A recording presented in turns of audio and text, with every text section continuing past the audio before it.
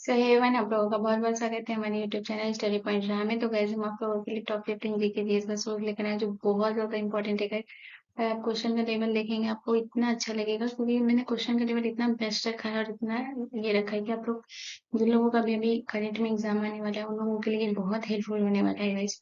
तो इसे मैं यही रिक्वेस्ट करूंगी कि बस ज़्यादा टाइम का क्वेश्चन नहीं है, तो प्लीज इसे पूरा देखिएगा क्योंकि टॉप 15 ही क्वेश्चन है। तो ज्यादा टाइम नहीं लूंगी आप लोगों का क्योंकि आप लोगों का टाइम बहुत कीमती है, बट इसमें थोड़ा सा टाइम दीजिएगा और मैं उसके साथ पिक्चर भी इंक्लूड की हूँ ताकि पिक्चर वो चीज ऐसी चीज होती है जो हम इसे कभी नहीं भूलते हैं।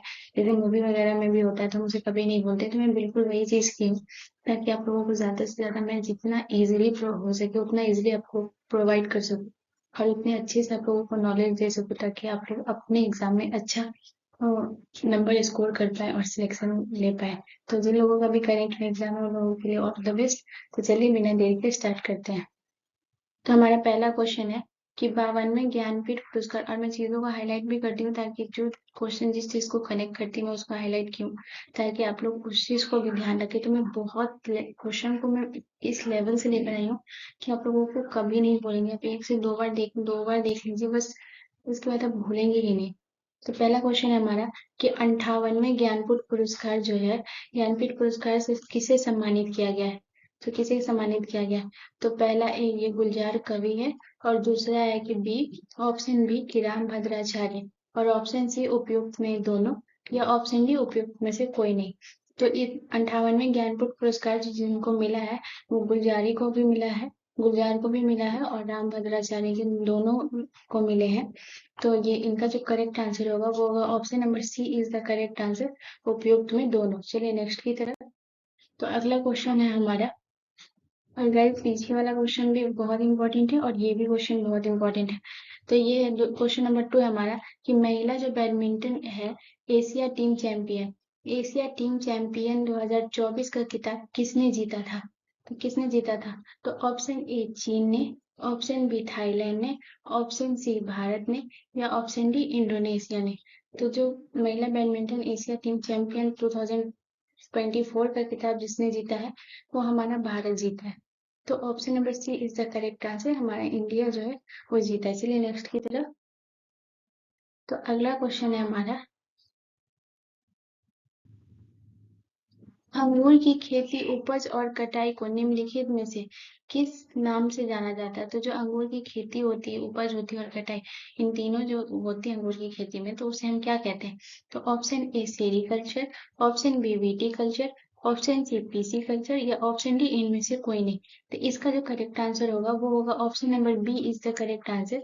जो विटीकल्चर है, जो अंगूर की खेती, उपज और कटाई जो होती है उसे विटीकल्चर कहते हैं। चलिए नेक्स्ट की तरफ। बहुत लोगों को कंफ्यूजन होता है सेरीकल्चर में, जो कि ये टोटली रॉन्ग है, विटीकल्चर याद रखिएगा। चलिए नेक्स्ट की तरफ। तो अगला क्वेश्चन है हमारा क्वेश्चन नंबर 4 कि जो पृथ्वी जो है, पृथ्वी उपसौर, पृथ्वी अपसौर होती है और उपसौर भी होती है। तो पृथ्वी जो उपसौर है, उपसौर की अवस्था में पहुंचती है, तो कब पहुंचती है? तो ऑप्शन ए मार्च में, ऑप्शन बी जनवरी में, या ऑप्शन सी अप्रैल में, या ऑप्शन डी अगस्त में। तो पृथ्वी जो उपसौर की अवस्था में पहुंचती है वो जनवरी में पहुंचती है। तो इसका जो करेक्ट आंसर होगा वो होगा ऑप्शन नंबर बी। और जब वो अपसौर की अवस्था में पृथ्वी पहुंचती है तो वो अप्रैल में पहुंचती है। तो याद रखिएगा। चलिए नेक्स्ट की तरफ।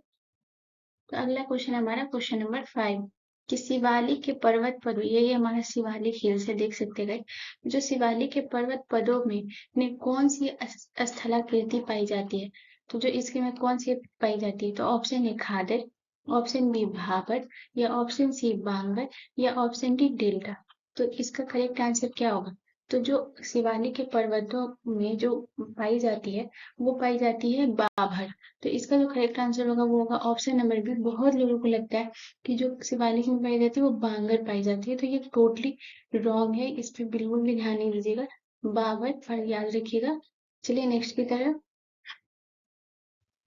नहीं, मैं एक बार फिर से बोलूंगी कि देख सकते हैं मैं चीजों को हाईलाइट भी की हूँ, मगर मैं इसे रिक्वेस्ट करूंगी कि प्लीज इसे एक बार, ज्यादा क्वेश्चन भी नहीं है, टॉप 15 है, आपका ज्यादा समय नहीं लेगा। तो एक बार देखे आपको ना पसंद आए तो फिर बोलिएगा। तो प्लीज मैंने बहुत अच्छे से आप लोगों के लिए ये चीज प्रोवाइड की हूँ ताकि आप लोगों को बहुत इजीली और बहुत अच्छे से चीजें समझ आए, और बहुत क्वेश्चन लेवल आप देख सकते हैं। मैंने कितना अच्छा क्वेश्चन रखा है, जितने भी हैं वो सब बहुत इंपॉर्टेंट है, जिनका भी रिसेंटली में एग्जाम उन लोगों को बहुत हेल्प करेगा। तो चलिए क्वेश्चन नंबर 6 है हमारा कि किस अधिनियम ने विधान परिषद के सदस्यों की बजट पर बहस करने की मांग स्वीकार की थी? तो कौन से अधिनियम? तो ऑप्शन ए 1892 ईस्वी का इंडियन काउंसलिंग एक्ट, या क्वेश्चन ऑप्शन बी 1833 का चार्टर एक्ट, या ऑप्शन सी 1853 का चार्टर एक्ट, या 18 ऑप्शन डी 1861 का इंडियन काउंसलिंग एक्ट। तो इसका जो करेक्ट आंसर होगा वो होगा option number A is the correct answer, कि विधान परिषद के सदस्यों की बजट पर जो बहस करने की मांग स्वीकार की गई थी वो की गई थी 1892 ईस्वी का काउंसलिंग एक्ट। याद रखिएगा। तो गाइस ये भी बहुत इंपॉर्टेंट है, ये देखने को आपको ये क्वेश्चन मिल सकते हैं गाइस एग्जाम में।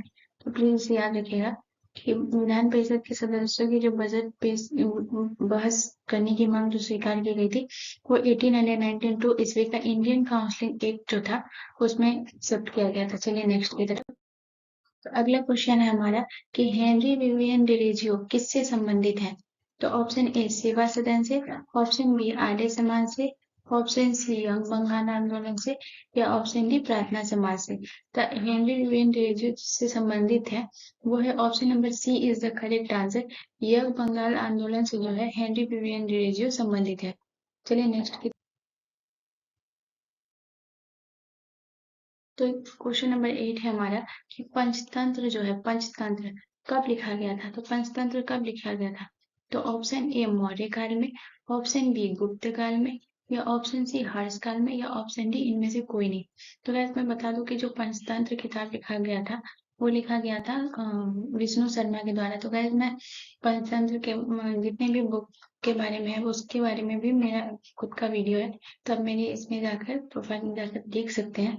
बुक से रिलेटेड जितनी भी बुक के इम्पोर्टेंट है और बहुत अच्छे से मैं उसको भी तैयार की हूँ ताकि आप लोगों को कोई दिक्कत ना नहीं होगा। तो प्लीज उसे एक बार आप चेकआउट कर सकते हैं। तो पंचतंत्र कब लिखा गया था? तो ऑप्शन ए मौर्य काल में। तो बहुत लोगों को लगता है कि जो पंचतंत्र लिखा गया था वो गुप्त काल में, जो कि ये टोटली रॉन्ग है। इसमें नहीं लिखा गया था गुप्त काल में, पंचतंत्र जो लिखा गया था वो मौर्य काल में लिखा गया था। चलिए नेक्स्ट की तरफ। तो क्वेश्चन नंबर 9 है हमारा, कंचनजंगा विश्व में तीसरा सबसे बड़ा पर्वत है तो डैश यानी कि किस के बीच सीमा पर स्थित है? तो किस किस के बीच के सीमा पर स्थित है कंचनजंगा जो है? और ये याद रखिएगा कि ये विश्व में हमारा तीसरा सबसे बड़ा पर्वत है। तो जो ऑप्शन ए भारत और नेपाल, ऑप्शन बी भारत और भूटान, या ऑप्शन सी भारत और चीन, या ऑप्शन डी भारत और तिब्बत। तो इसका जो करेक्ट आंसर होगा, जो कंचनजंगा है वो भारत और नेपाल के बीच सीमा पर स्थित है। ये याद रखिएगा कि भारत और नेपाल के बीच की सीमा पर स्थित है कंचनजंगा। तो याद रखिएगा कि कंचनजंगा विश्व में हमारा तीसरा सबसे बड़ा पर्वत है और वो किस सीमा पर स्थित है? तो भारत और नेपाल के बीच स्थित है। चलिए नेक्स्ट की तरफ। तो अगला क्वेश्चन हमारा बहुत इंपॉर्टेंट क्वेश्चन है guys, बहुत ज्यादा। तो इसमें है कि हाल ही में किसने जलवायु परिवर्तन का अध्ययन, क्या देखिएगा कि जो जलवायु परिवर्तन का अध्ययन करने के लिए पेस उपग्रह लॉन्च किया? तो देख सकते हैं कि मैं इन सारी चीजों को हाईलाइट किया ताकि आप लोग इसे कभी ना भूलें और याद रखें चीजों को, कि जलवायु परिवर्तन का अध्ययन करने के लिए पेस उपग्रह जो लॉन्च किया वो किसने किया? तो ऑप्शन ए इसरो ने, ऑप्शन बी नासा ने, या ऑप्शन सी स्पेस एक्स ने, या ऑप्शन डी डीआरडीओ ने। तो इसका जो करेक्ट आंसर होगा, मैं यहाँ पे पिक भी लगाई हूँ कि देख सकते हैं जो इसका जो किया था वो नासा ने किया था। तो जलवायु परिवर्तन का अध्ययन करने के लिए जो पेस उपग्रह लॉन्च किया वो नासा ने किया। तो ये याद रखिएगा, बहुत इंपॉर्टेंट है। चलिए नेक्स्ट की तरफ। तो अगला क्वेश्चन है हमारा कि भारत का जो प्रथम विधि अधिकारी है, याद रखिएगा यहाँ पे क्या पूछ रहा है कि विधि अधिकारी, विधि अधिकारी जो होता है वो कौन है? तो ऑप्शन ए राज्यपाल, ऑप्शन बी महान्यायवादी, ऑप्शन सी राष्ट्रपति, या ऑप्शन डी प्रधानमंत्री। तो इसका जो करेक्ट आंसर होगा वो होगा ऑप्शन नंबर बी। जो भारत का प्रथम विधि अधिकारी होता है वो महान्यायवादी होता है, और भारत का जो प्रथम नागरिक होता है वो हमारा राष्ट्रपति होता है। ये याद रखिएगा। चलिए नेक्स्ट की तरफ। तो अगला क्वेश्चन है हमारा क्वेश्चन नंबर 12 है हमारा कि जो बेकिंग सोडा का सामान्य नाम क्या है। तो बेकिंग सोडा का सामान्य नाम बहुत इंपॉर्टेंट है, हर एग्जाम में प्रीवियस ईयर का क्वेश्चन उठा के देख लीजिए, इसमें आपको देखने को मिलेगा ही कि बेकिंग सोडा का सामान्य नाम क्या है। तो option A citric acid, option B tartaric अम्ल, ऑप्शन सी सोडियम बाइकार्बोनेट या ऑप्शन डी इनमें से कोई नहीं। तो इसका जो करेक्ट आंसर होगा कि बेकिंग सोडा का जो सामान्य नाम है वो है option number C is the correct answer, sodium bicarbonate. तो याद रखिएगा कि जो बेकिंग सोडा का सामान्य नाम है वो है सोडियम बाइकार्बोनेट। चलिए नेक्स्ट की तरफ। तो अगला क्वेश्चन है हमारा क्वेश्चन नंबर 13 कि हाल ही में विश्व में दलहन दिवस कब मनाया गया था। और गैस मैं इसे वीवीआई दूंगी क्योंकि ये हाल ही में मनाया गया है, तो ये बहुत इंपॉर्टेंट है, हो सकता है कि एग्जाम में आपको देखने को मिले ये क्वेश्चन कि हाल ही में जो विश्व दलहन दिवस है वो कब मनाया गया। तो ऑप्शन ए 9 फरवरी, ऑप्शन बी 12 फरवरी, ऑप्शन सी 8 फरवरी या ऑप्शन डी 10 फरवरी। तो इसका जो करेक्ट आंसर होगा वो होगा option number D is the correct answer, 10 फरवरी को। तो दलहन दिवस कब मनाया जाता है, तो 10 फरवरी को आपसे मनाया जाएगा। चलिए नेक्स्ट की तरफ।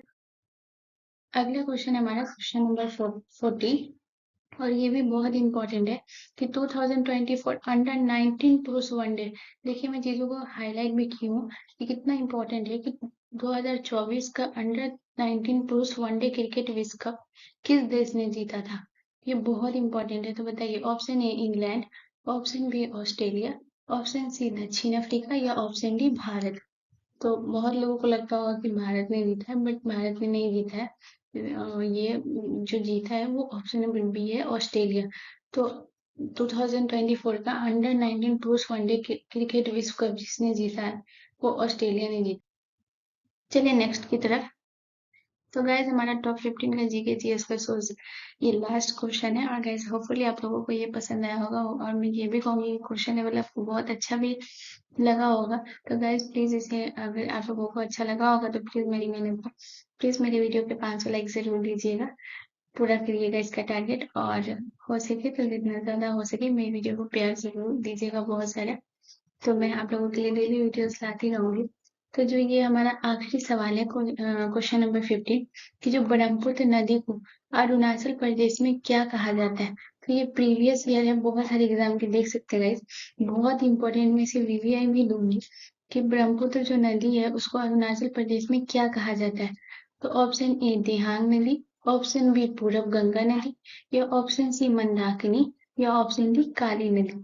तो इसका जो करेक्ट आंसर होगा वो होगा option number A is the correct answer, जो ब्रह्मपुत्र नदी को अरुणाचल प्रदेश में दिहांग नदी के नाम से जाना जाता है।